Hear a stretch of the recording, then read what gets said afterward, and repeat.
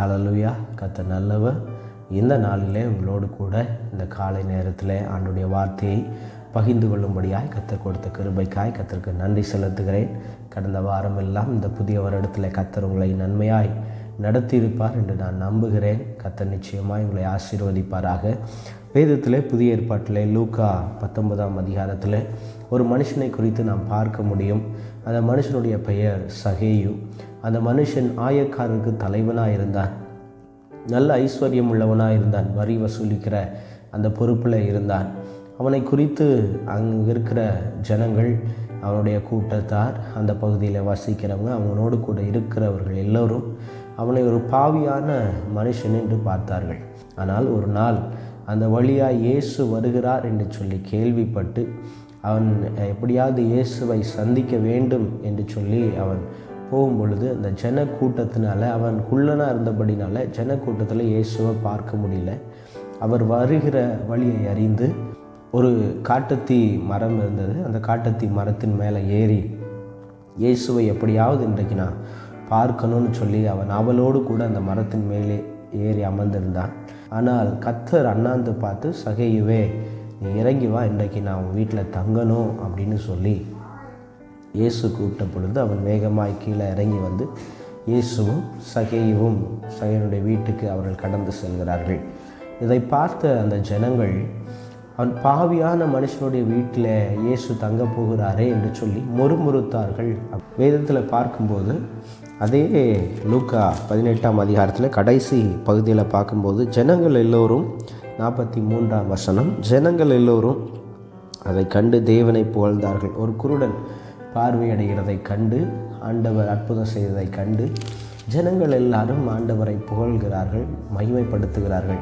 ஆனால் அடுத்த அதிகாரத்தில் சகேயு வீட்டுக்கு இயேசு போகிறார் என்று சொல்லி ஜனங்கள் கேள்விப்பட்ட பொழுது இயேசுவை முறுமுறுக்கிறார்கள்.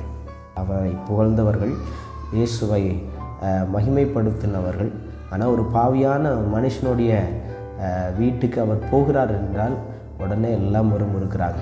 இன்றைக்கி ஆண்டவர் உங்களுக்கு சொல்லுகிறார், உலகம் என்னவனாலும் சொல்லலாம், உலகம் பாவின்னு சொல்லலாம், உலகம் உங்களை நிந்திக்கலாம், உலகம் உங்களுக்கு தவறான ஒரு பெயரை கற்பிக்கலாம். ஆனால் இயேசுவை தேட நீங்கள் விருப்பம் உள்ளவர்களாக இருப்பீங்கன்னு சொன்னால், இயேசுவை அறிவதற்கு நீங்கள் பிரயாசப்படுவீர்கள் என்று சொன்னால், நிச்சயமாய் நான் உங்களுக்கு சொல்லுகிறேன், அவர் உங்களை தேடி வருவார்.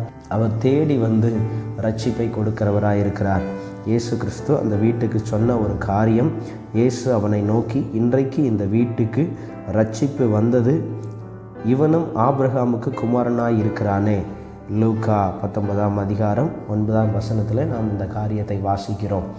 பாருங்கள், ஜனங்கள் பார்வையில் பாவியான மனுஷன், கர்த்தருடைய பார்வையில் ஆபிரகாமின் குமாரன். அல்லேலூயா.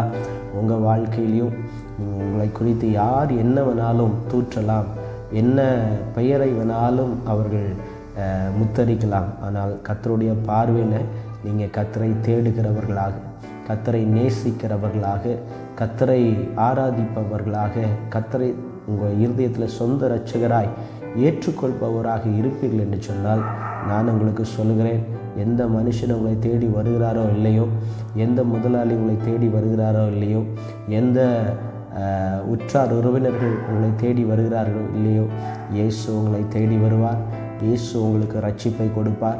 இயேசு உங்களுக்கு சமாதானத்தை கொடுப்பார். சகேயு தன்னுடைய ஒரு பாவியான மனுஷன், தனக்கு ஒரு சமாதானம் வேணும், தனக்கு ஒரு சந்தோஷம் வேணும், தான் விடுதலையாக்கப்பட வேண்டும் என்று சொல்லி எப்படியாவது இயேசுவை பார்க்கணும்னு சொல்லி தன் இருதயத்திலே ஆழமாய் அவன் யோசித்ததுனால, பிரயாசப்பட்டதுனால அவன் வீட்டை தேடி போனார்.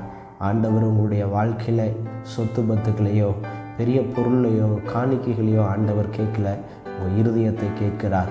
உங்கள் இருதயத்தை ஆண்டவருக்கு கொடுப்பீங்கன்னு சொன்னால், உங்கள் இருதயத்தை ஆண்டவருக்கு சமர்ப்பிப்பீங்கன்னு சொன்னால், உங்கள் இருதயத்தில் இயேசுவை நான் தேடணும், இயேசுவை நான் பார்க்கணும், அவரை குறித்து இன்னும் அதிகமாய் அறியணும்னு சொல்லி நீங்கள் நினைப்பீங்கன்னு சொன்னால், இயேசு உங்களை தேடி வருவார். உங்கள் கண்களை மூடி ஜெபிக்கலாமா?